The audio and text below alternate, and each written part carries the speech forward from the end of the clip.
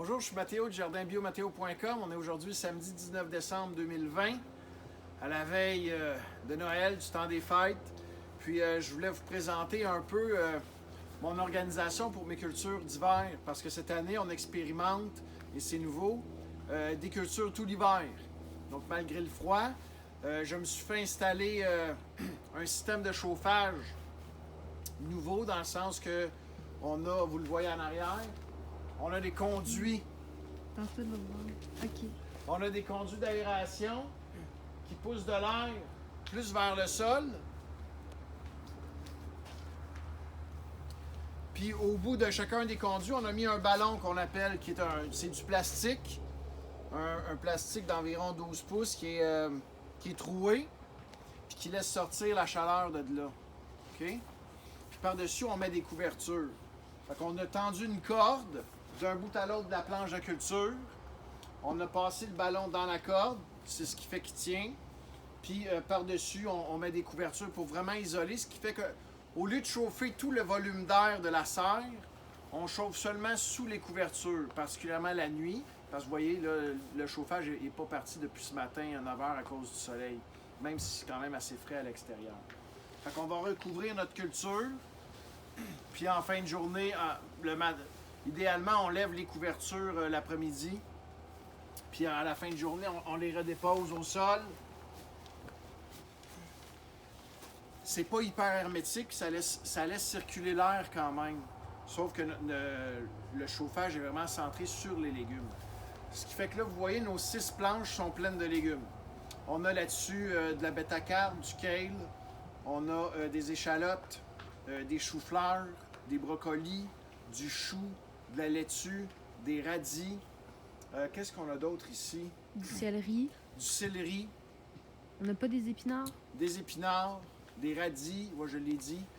Grosso modo, on a encore 10-12 variétés de légumes à vous offrir.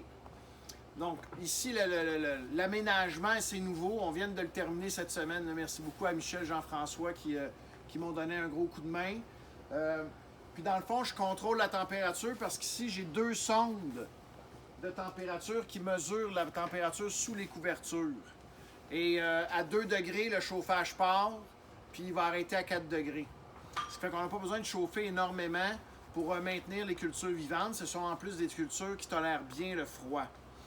Par ailleurs, j'ai toujours aussi mon système de chauffage dans le sol. Donc mon genre de plancher chauffant qui va réchauffer la terre puis qui va permettre une absorption de l'eau et des nutriments par les racines, vu que le sol se maintient toujours à... Là, je le chauffe à 7 degrés environ. Ce qui fait que les 2 systèmes de chauffage conjoints, ils se nourrissent un l'autre. Donc, le chauffage de l'air va réchauffer le sol, puis le chauffage de sol va réchauffer l'air. Ce qui fait que ce que j'espère, c'est qu'on réussisse à produire des légumes à un coût de chauffage quand même minimal. Évidemment, si c'était des tomates, ça serait autre chose. Il faudrait faire monter ça en hauteur. C'est pas le cas. C'est tous des légumes qui poussent au niveau du sol. Là, ce qui nous reste à explorer comme avenue pour maximiser un peu la croissance des plants, c'est comment on va faire en sorte que les couvertures se lèvent durant le jour facilement pour donner un maximum de lumière directe aux différentes cultures sans obstruer la lumière pour les autres cultures. Je vais penser à ça là, entre Noël et le jour de l'an, mais ça ne presse pas. L'important, c'est qu'on a eu quand même une semaine extrêmement froide. Cette semaine, on est descendu à moins 22 des nuits. Puis nos cultures sont en très bon état. Donc, c'est sûr qu'il y a un coût de chauffage, c'est au propane. Mais malgré tout, toute l'installation au niveau des conduits, ça fonctionne super bien. Je suis content. Fait que ce qui va me permettre de vous offrir, je ne sais pas à quelle fréquence, des légumes frais tout l'hiver. C'est un peu la vision du gouvernement du Québec, comme vous en avez sûrement entendu parler, avec les nouvelles subventions pour les serres, etc. Donc, tenez-vous à l'affût avec mon site Internet, puis je vais vous énoncer là, régulièrement qu'est-ce que j'ai comme produit à vous offrir. On va aller voir dans l'autre serre. C'est un autre système qui est encore à tester cette année, mais qui, je l'espère, va donner des bons résultats. Je vais aller vous expliquer. Dans l'autre serre ici, c'est un autre système pour différentes raisons. Là, entre autres, on n'a pas beaucoup d'espace pour faire des conduits, puis la serre est moins haute. Donc ici, on a mis des fils chauffants c'est des fils chauffants pour des giles d'égouttière. Donc, c'est des 500 watts pour 100 pieds. Puis par-dessus, on met des arceaux, puis on met une couverture isolante. Là, j'attends un autre voyage de couverture parce que ça va prendre une deuxième épaisseur.